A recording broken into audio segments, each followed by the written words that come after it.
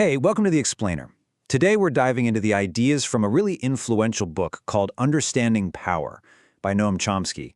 It offers a powerful and, for some, a pretty controversial way of looking at who holds power in our society and, more importantly, how they hold on to it.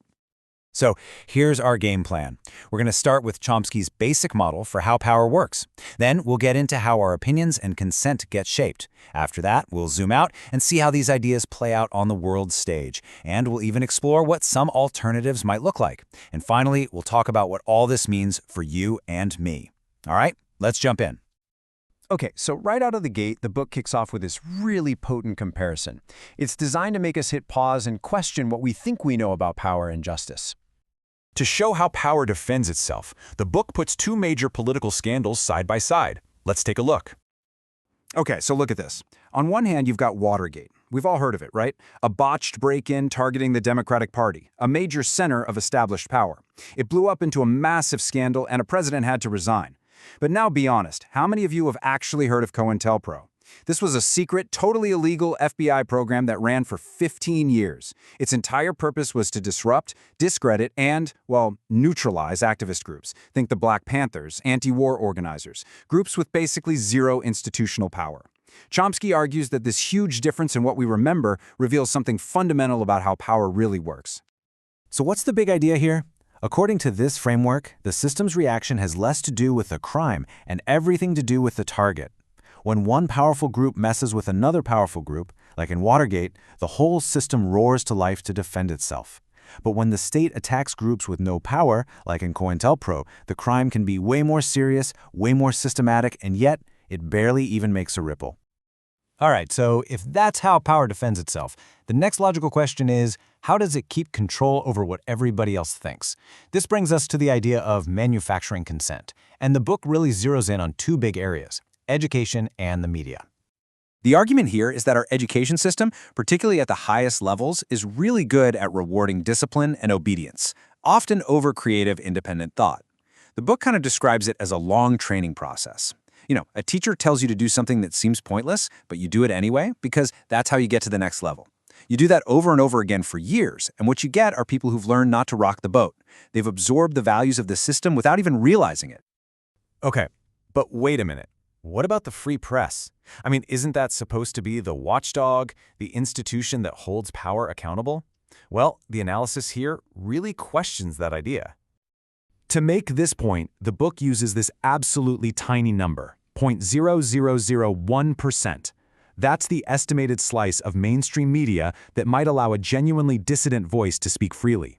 Now, the idea isn't that there's some grand conspiracy. It's more that because major media outlets are huge corporations themselves, they naturally operate within a certain framework.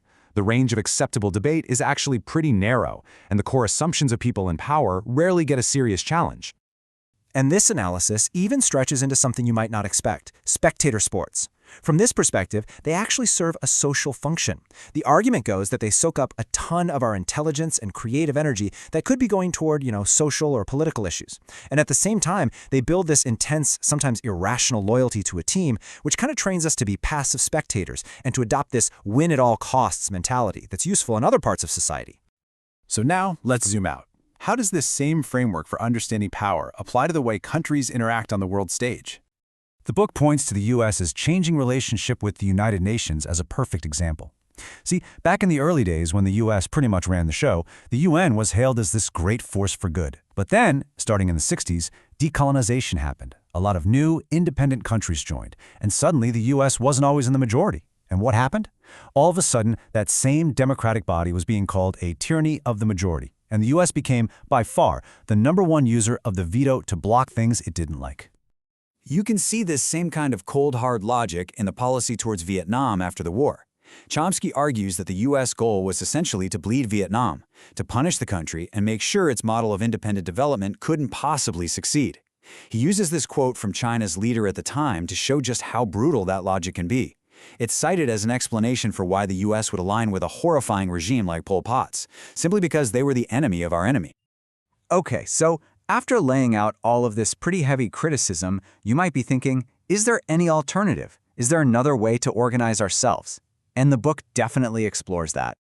Chomsky brings up a word that I think for a lot of us has some pretty negative baggage: anarchism.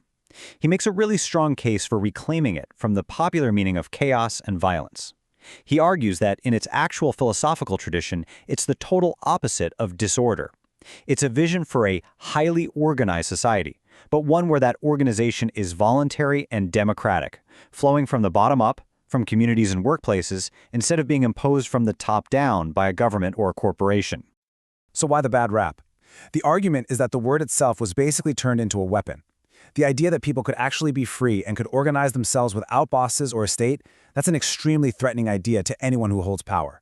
So, in this view, the word itself had to be twisted into a synonym for violence and chaos to discredit the very idea of it. Right, so this all leads to a really practical question. If the system is structured this way, what can any one person actually do? What's the role of the activist, the person who wants to see change? You know, when it comes to who the real heroes of change are, the answer here might surprise you. It's not the famous names in the history books. It's the anonymous, everyday organizers at the grassroots level. Chomsky points to the activists in SNCC during the Civil Rights Movement, who were working in the rural South. These were ordinary people, facing incredible danger every single day, and it was their collective, unsung effort that really changed the country. And look, the book is really honest about how incredibly hard this kind of work is. The biggest challenge? The thing that stops most people? Isolation. That feeling that you're all alone. And the solution proposed is the power of community.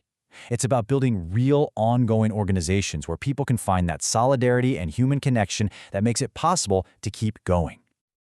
So, we've walked through the framework, we've looked at the mechanisms of control, and we've explored the possibilities for change.